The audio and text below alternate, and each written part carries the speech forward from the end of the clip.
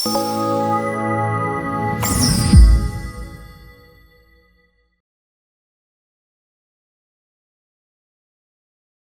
నెయ్యిలో ఎవరి వాటా ఎంత?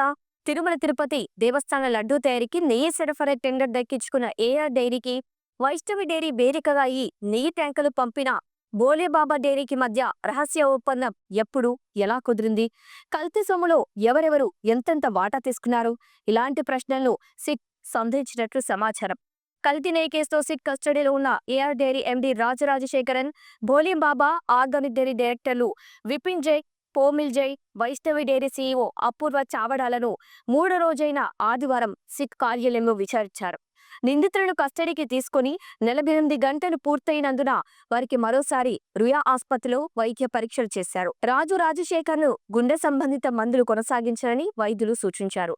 అపూర్వ చావడ కేంద్రంగా సిట్ కార్యాలయానికి తీసుకువచ్చి మొదట వేర్వేరుగా, తర్వాత అందరిని కలిపి విచారించారు. ఇక ఇదివరకు జవాబులు దాటివేసిన కొన్ని ప్రశ్నలు మరోసారి అడిగారు.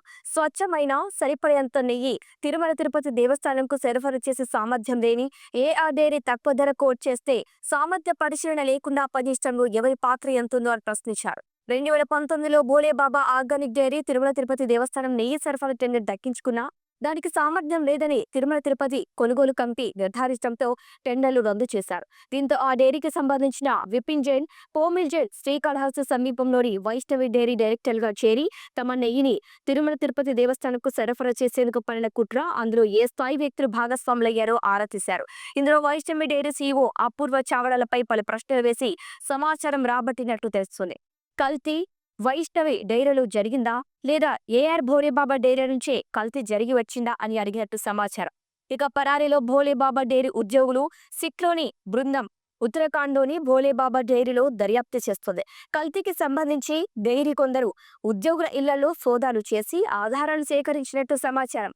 భోలేబాబా డైరీలో పనిచేసే 9 మందిని నిందితులుగా గుర్తించారు. ఇక పరారీలో ఉన్న వారి కోసం గాలిస్తున్నారు.